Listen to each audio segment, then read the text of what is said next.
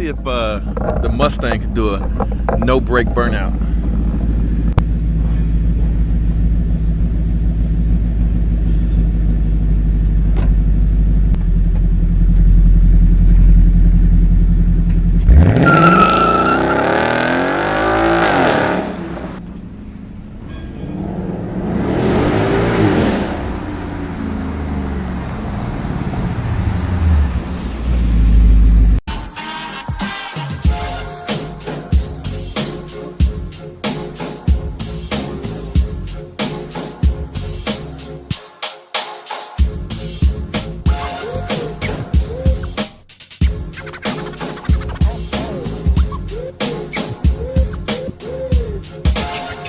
Yo, what's up? It's your boy Will Motivation, and today we're talking about my advice on the #1 way for you to get started investing in real estate. What's up, YouTube? This is your boy Will Motivation.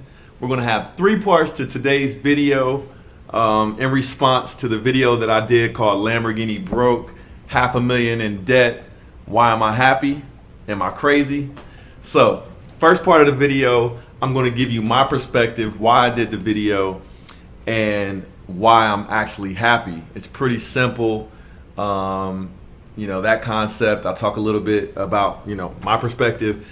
But man, there were so many good responses to that video on why I potentially should be happy with that much debt, with the little bit that you guys know about me. Man, there were some great responses. So the second part of this video is going to be me going over those responses and those comments and shouting out, some of my subscribers that actually took the time to comment on why they thought I was happy with that much debt. And then the third part of this video, because I'm actually going to talk about my personal scenario, my personal financial scenario, to help those of you that are really interested, to help you guys see how I'm leveraging my money and my finances to be able to do what I do. So check it out. Let's go. Let's just keep this rolling. How's that? That's good? We good? I can talk right here? Okay, perfect.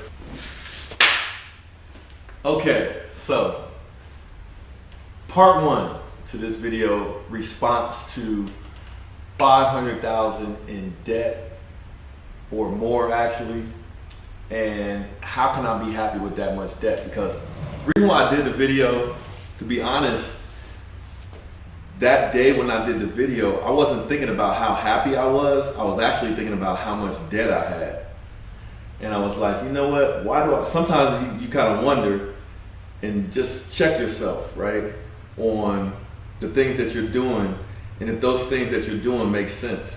So I was really having a day of checking myself, and I wanted to kind of throw my thought process out there and share it with you guys, get your input, and then share with you my input and why I'm okay with being that much in debt, and to kind of give you a perspective on your own situation, because a lot of times we get stressed out because we owe money on credit cards, on our houses or mortgages, car payments and things like that. But I kind of wanted to give you guys some perspective, because sometimes when you are leveraging debt, sometimes it's okay.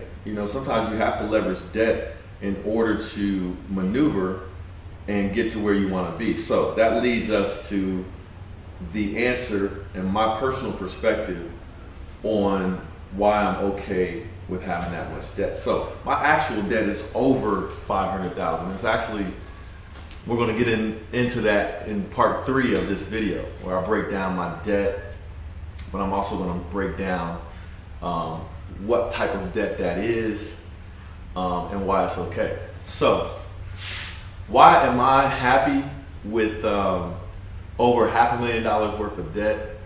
The simple answer to that question is real simple.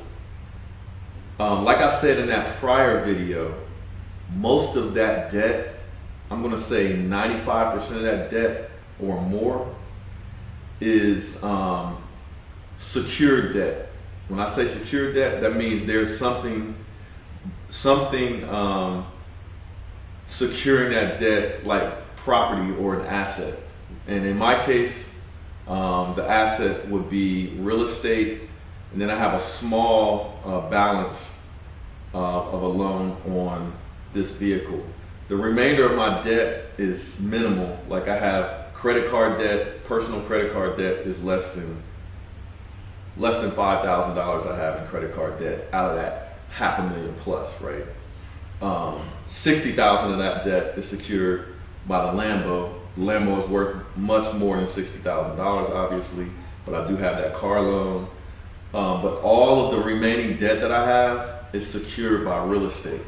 So why am I happy? The reason why I'm happy is because the equity that I have in my real estate portfolio is much higher than what my total consumer and business debt. So let me repeat.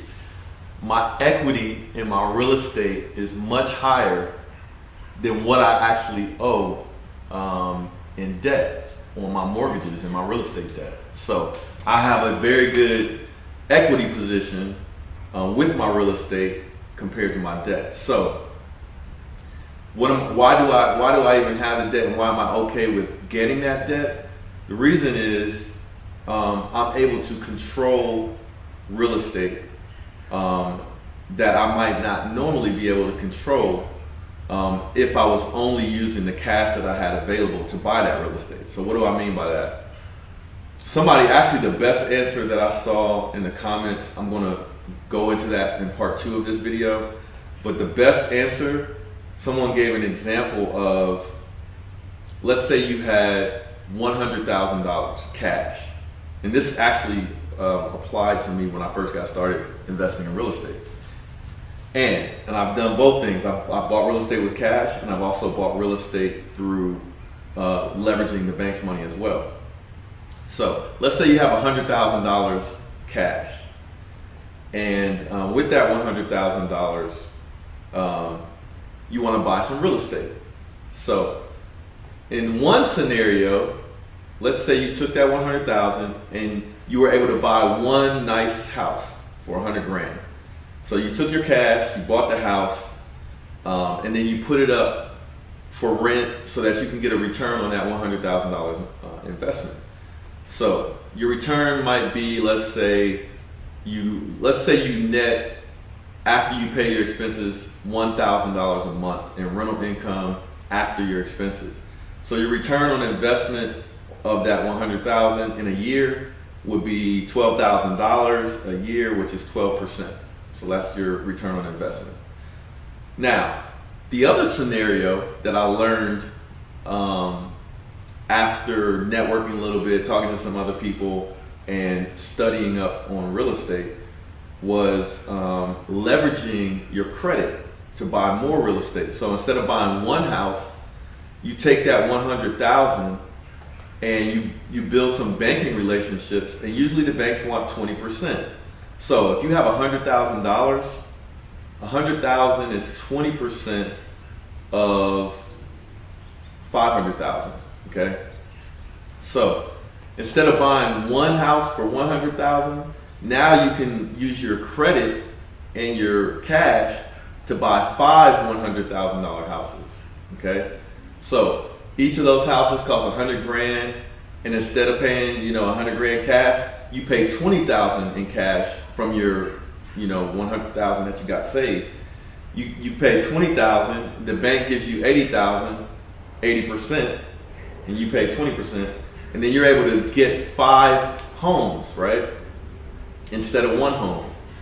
So you control more real estate, and so if you buy that real estate at the right time, you have to pay the mortgage every month, so it increases your expense and lowers your net profit every month.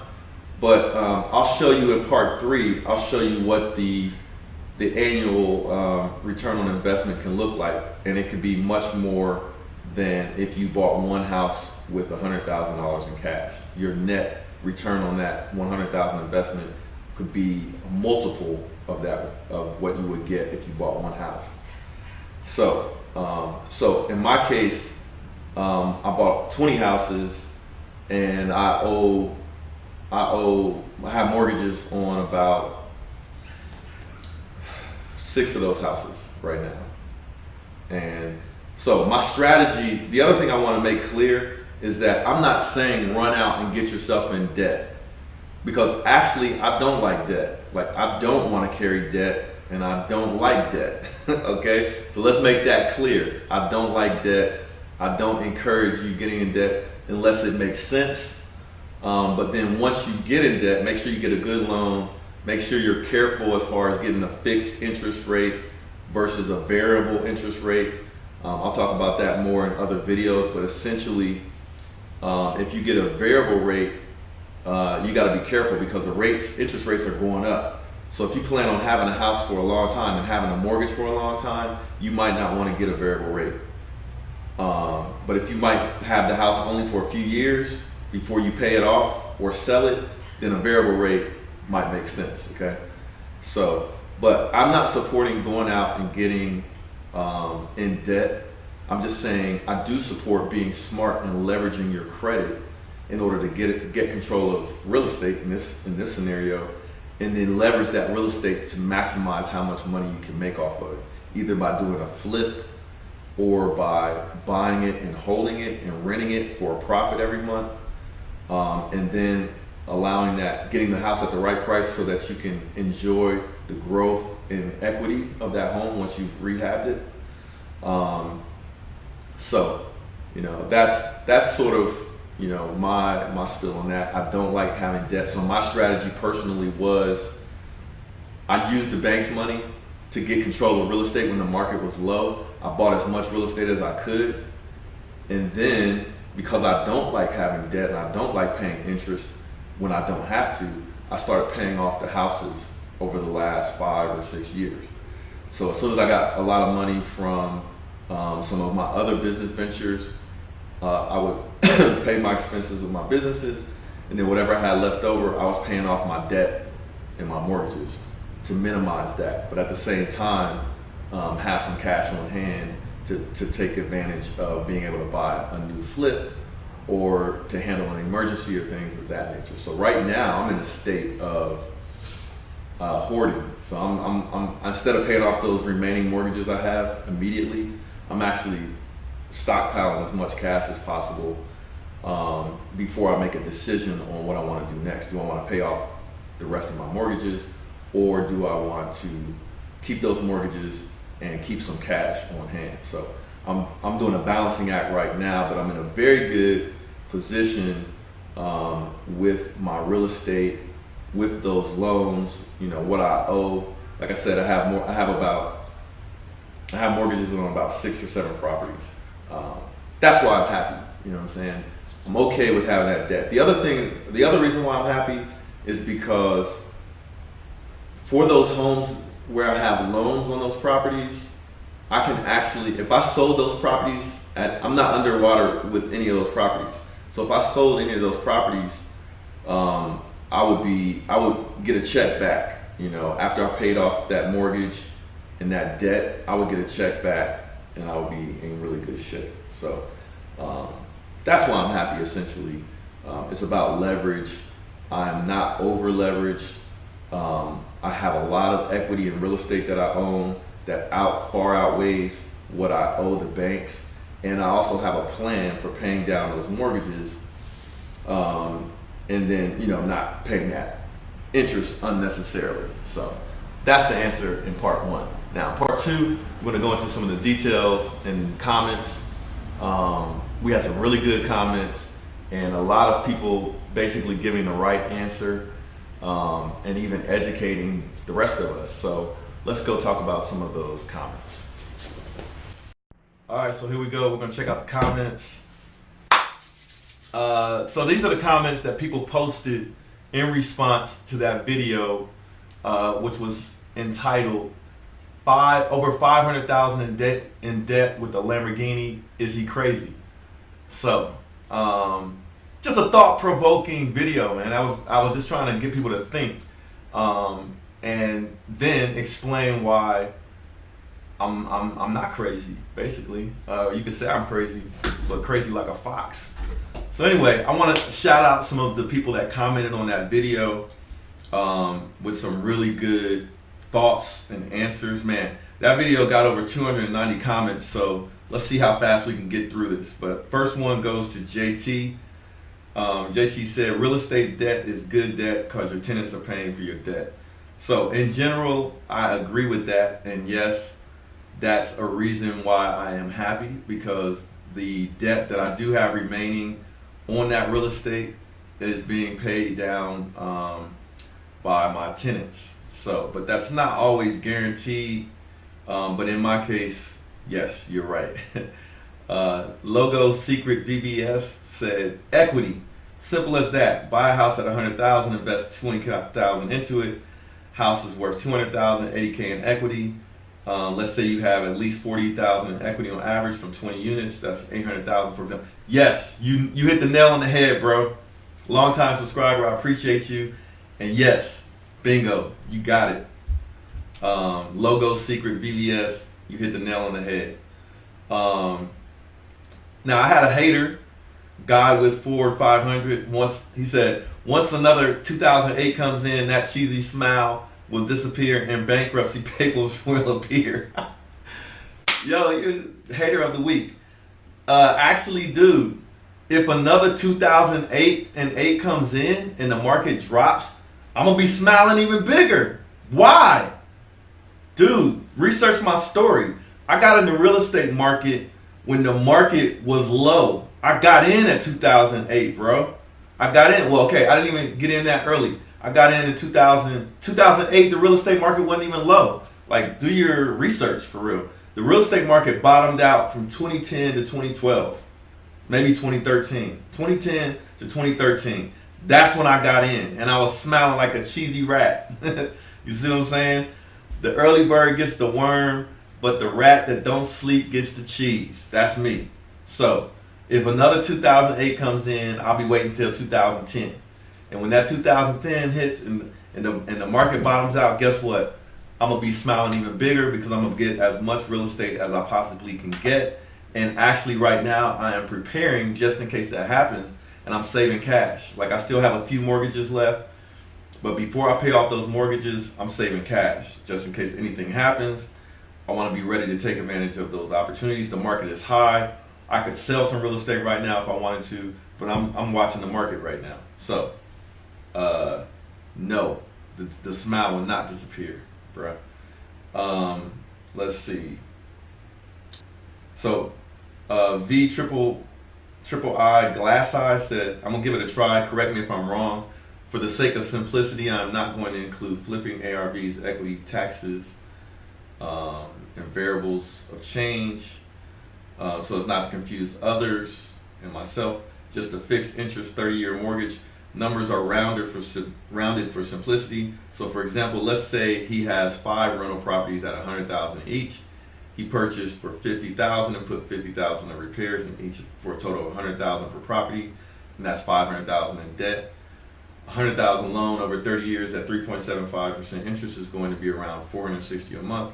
Let's say he is able to rent out the properties at 1,200 a month. At the end of the month, he's still net positive. This is just for one property, but it applies to all of them. So, you know, on average, making 740 a month positive, whereas what I'm paying over that mortgage term would be 165,000, but what the income would be 432,000, and net positive after 32 years is $250,000. So, very good breakdown. I wasn't thinking as elaborate as that when I made the video, because I was really focusing on the equity in the properties. But there's so many advantages of investing in real estate. You just hit the nail on the head for another advantage, and that is cash flow. Cash flow. So how much positive cash flow are you getting every month after you pay your expenses for each property? That's another reason to be happy, and essentially that's what he's saying, and he is correct on that as well. From Brian Lloyd, he says, most successful businesses carry debt. True. As long as your return on investment is higher than your cost of capital or your interest rate, you have a good investment. Interest rates have been historically low for a while now, so real estate, I'm sure you're doing great. Keep it up, bro. I'm a fan. So shout out to Brian Lloyd. Yes, sir, you are correct. My real estate endeavors are a business. You know what I'm saying? So, like he said, most businesses carry some level of debt, but as long as you're making more than you're paying out in interest and business expenses, then you got a good business. So, Brian Lloyd, yes, you are correct as well. Let me see what other comments we have. Okay. ZR1, Chris1, shout out to you. Said it's really pretty simple. With it being real estate debt, the property is most likely worth more than the debt. On top of that, the tenants are paying the debt. Also, the value is typically going to just go up on those properties. There it is. The three most important points summed up at once. ZR1, Chris1, you are correct. There's three things that you got working for you when you invest in real estate, and sometimes you have to assume debt when you get real estate, and that is the properties are worth more than the debt, so that means I have some equity to tap into if necessary, and if I sell, I can get money back. Number two, if the properties are rented out, the tenants are paying down the debt, and then number three, you have the increase in property value working to your advantage. So you get to take advantage of all that growth. All right, so let's see what else. Ivor Biggin, LOL. I don't know if I'm saying that right, but shout out to you. His answer was, you're happy because you have your own house and family. At the end of the day, yes. You know what I'm saying? All of this stuff that I'm talking about, leveraging your credit and buying real estate and getting ahead and stuff like that. At the end of the day, what you got to know what things really make you happy. And at the end of the day, having a house over my head and having my family with me and happy and they're good as well, yeah, that makes me happy at the end of the day. So everybody's got to know what those things are for them. So essentially, you are right. I found the comment that I was looking for. Was one of the best comments, and I guess you could say I'm saving the best for last. So first of all, thanks for all of the comments, because the comments were pretty good and they were actually pretty motivating. So thanks to everybody that did comment on the video. Like I said, it was like almost 300 comments on that video. But this comment right here was super on point. The comment was from Mike the Auto Spa. And he said, financial leverage refers to the use of debt to acquire additional assets. Financial leverage is also known as trading on equity. So he gave two examples to illustrate what he was talking about. So he said, Mary uses $400,000 of her cash to purchase 40 acres of land with a total cost of $400,000. Mary is not using financial leverage, right? So it's like what I talked about in part one of this video. Sue uses $400,000 of her cash and borrows $800,000 to purchase 120 acres. So Mary got 40 acres with cash, and Sue got 120 acres with cash and some debt and some leverage in her credit, right? So the total cost of that 120 acres was $1.2 million, but Sue used financial leverage. And Sue is controlling $1.2 million worth of land with only $400,000 of her own money. And Mary is controlling $400,000 worth of land with all her money, right? So Sue is controlling much more property, right? So if the property owned by Mary and Sue increase in value, let's say by 25% by the time they're sold, Mary would have made $100,000 gain on her $400,000 investment, right? At a 25% return. Sue's land will sell for $1.5 million, and the resulting in a gain of $300,000.